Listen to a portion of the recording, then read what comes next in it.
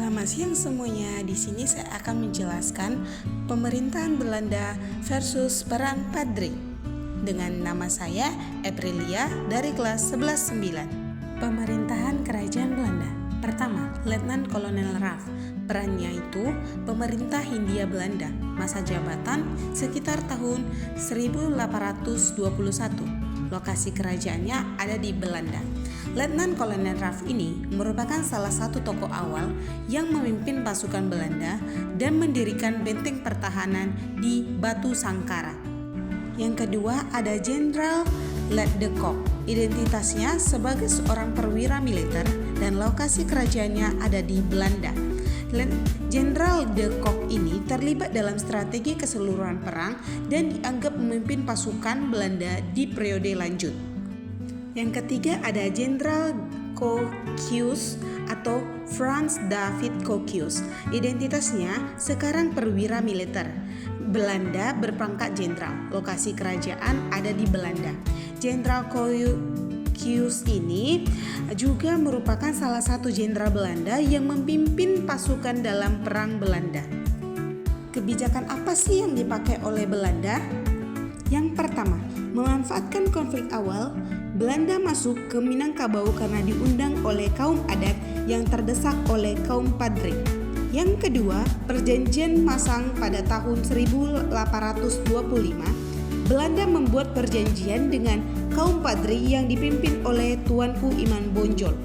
Perjanjian ini memungkinkan Belanda menyusun strategi baru karena sedang kewalahan menghadapi perang Diponegoro di Jawa.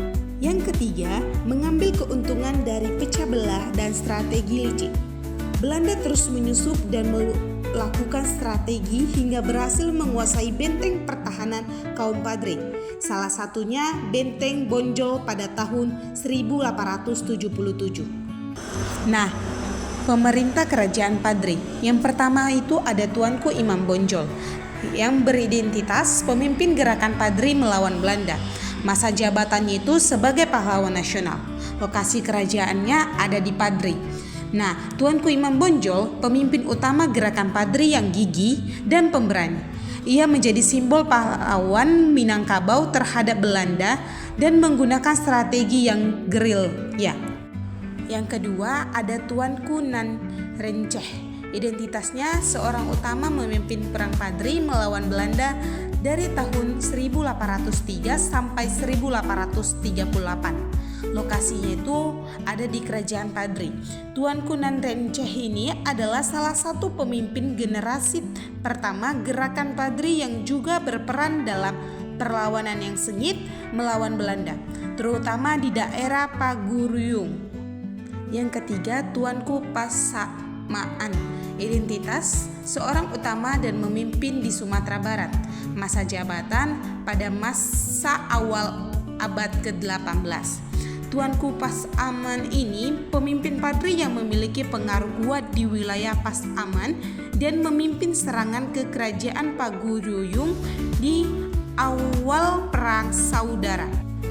Kebijakan apa sih yang dipakai oleh Padri? Yang pertama, memimpin strategi perang gerilya yang mengacukan pasukan Belanda. Kedua, membangun benteng pertahanan kuat di Bonjol. Dan yang ketiga, memimpin serangan ke kerajaan Paguruyung pada tahun 1815 yang memicu puncak perang saudara. Kronologi peristiwanya. Perang Padri melibatkan konflik antara Padri atau utama dan kaum adat atau bangsawan yang kemudian berlanjut menjadi perang melawan Belanda.